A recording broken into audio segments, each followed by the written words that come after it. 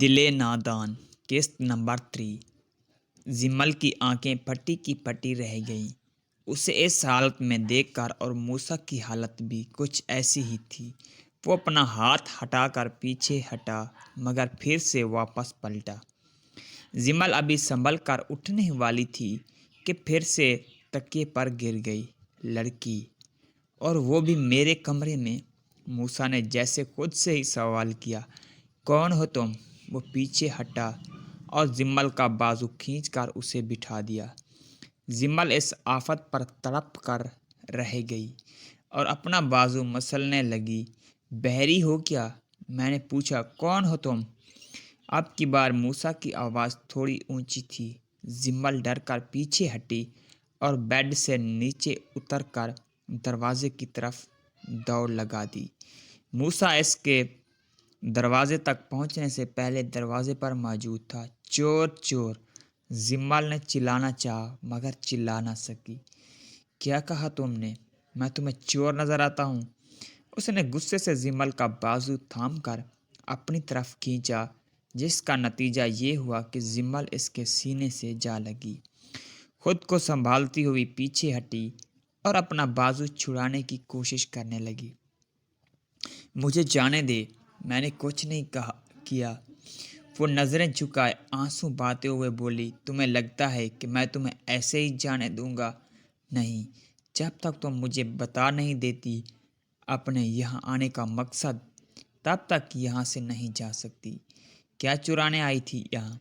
कुछ नहीं। आपको ज़रूर कोई गलत फहमी हुई है। गलत फहमी? वो भी मुझे? मूसा खां कोई स्कूल जाने वाला बच्चा नहीं जो तुम्हारी ऐसी बातों पर यकीन कर लेगा।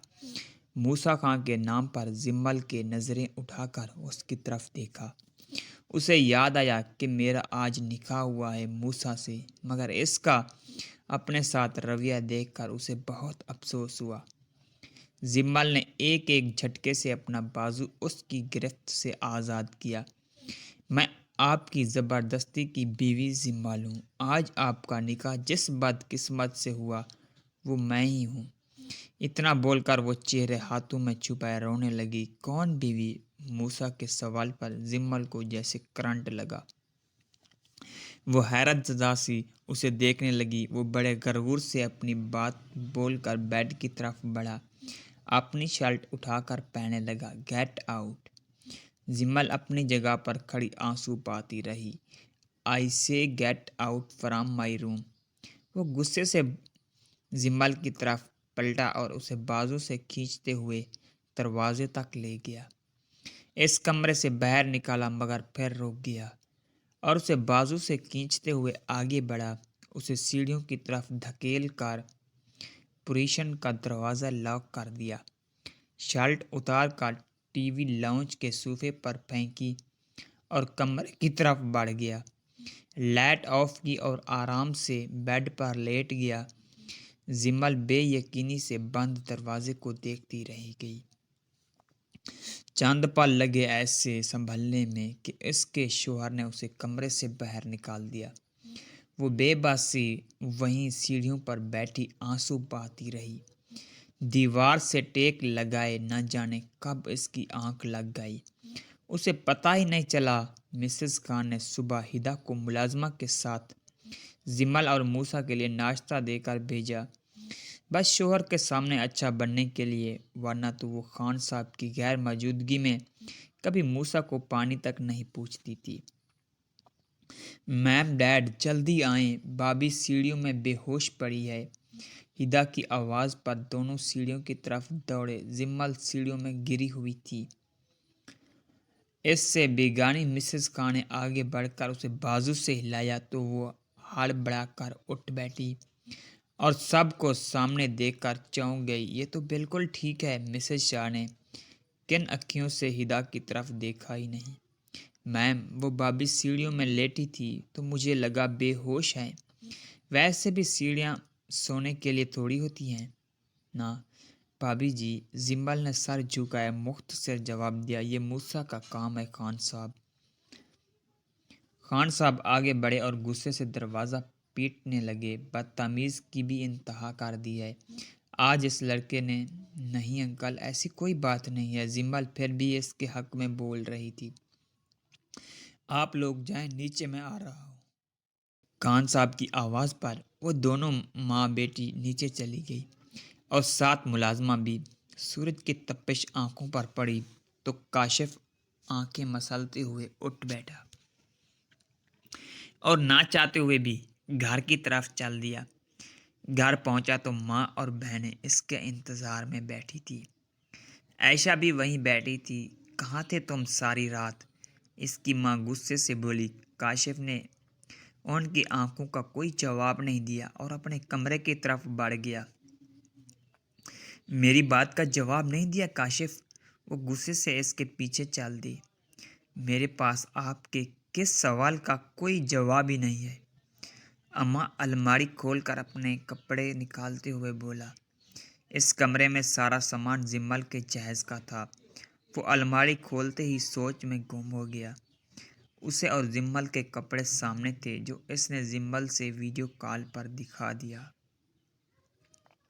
سیٹ کیے تھے۔ اب ماں کو اس طرح ٹارچر کرو گے؟ تو وہ اپنی ہی یادوں میں پھر سے گم ہو چکا تھا، مگر ماں کی آواز پر الماری بند کر کے واپس پلٹا۔ یہ سارا سامان پیک کروا دیں، واپس بھجوانا ہے زمل کے گھر۔ وہ ماں کی بات کو نظر انداز کرتے ہوئے بولا۔ بس اس لڑکی کی فکر ہے تمہیں، ماں کی کوئی قدر نہیں ہے۔ عائشہ کا سوچو، وہ بیچاری ساری رات ہی نہیں سوئی تمہاری فکر میں، اور تمہیں ابھی بھی زمل کی فکر ہے۔ وہ لڑکی تیری قسمت میں تھی ہی نہیں، اگر ہوتی تو تجھے مل جاتی۔ جو ملی ہے اس کی قدر کرو، آپ کی بہو ہے، آپ ہیں نا اس کی قدر کرنے کے لیے۔ مجھے اس معاملے میں مت گھسیٹیں۔ عائشہ سے میرا رشتہ بس کاغذی ہے، میں نے اسے دل سے قبول نہیں کیا اور نہ ہی کبھی کر سکوں گا۔ بہتر یہی ہے کہ آپ میرے سامنے عائشہ کا ذکر مت کریں، اور رہی بات زمل کی تو اس کے بارے میں ایک بھی لفظ نہیں سنوں گا۔ میرے اپنے سگے رشتوں نے جو کھیل میرے ساتھ کھیلا ہے، یہ میں ساری زندگی نہیں بھول سکتا۔ عائشہ کو کیسے خوش رکھنا ہے یہ آپ کی ذمہ داری ہے، میری نہیں۔ آپ ہی اسے اپنی بہو بنانا چاہتی تھی، میں نہیں۔ تو اب کریں اپنی بہو کی خدمتیں، میری خوشیاں تو چھین لی آپ لوگوں نے مجھ سے۔ اب میرے پاس کچھ نہیں آپ لوگوں کو دینے کے لیے، سب ہار چکا ہوں میں، میری خوشیاں ہار گئیں اور آپ کی ضد جیت گئی۔ اب مجھے میرے غم پر ماتم کرنے سے مت روکیں۔ وہ ماں کے سامنے دونوں ہاتھ جوڑتے ہوئے کمرے سے باہر نکل گیا۔ کاشف کی اماں سر تھام کر بیٹھ گئی، مگر جب ان کی نظریں دروازے پر عائشہ پر پڑی تو جلدی سے اس کی طرف بڑھی۔ تم فکر مت کرو، آہستہ آہستہ ٹھیک ہو جائے گا۔ کاشف پتہ نہیں کیا جادو کیا ہے اس جادوگرنی نے میرے بھولے بھالے بیٹے پر۔ آؤ تم یہاں بیٹھو۔ وہ اس کا ہاتھ تھام کر بیٹھ کر طرف بڑھی، مگر عائشہ نے اپنا ہاتھ واپس کھینچ لیا۔ نہیں خالہ، یہ سیج زمل کی ہے، یہ سیج زمل کے نام کی ہے، میری نہیں۔ وہ آنسو بہاتی ہوئی کمرے سے باہر نکل گئی۔ مسلسل دستک پر آخر کار دروازہ کھل ہی گیا۔ موسیٰ آنکھیں مسلتا ہوا دروازہ کھول کر اندر کی طرف بڑھ گیا۔ آؤ بیٹا۔ خان صاحب نے زمل کو ساتھ لیے اندر داخل ہوئے۔ کیا ہو گیا ہے آپ کو؟ صبح صبح نیند خراب کر دی میری۔ خان صاحب نے غصے سے اس کی طرف دیکھا اور صوفے سے شرٹ اٹھا کر اس کی طرف پھینکی۔ شرٹ پہنو، ان کا لہجہ غصے والا تھا۔ اگلی قسط دیکھنے کے لیے چینل کو سبسکرائب کریں۔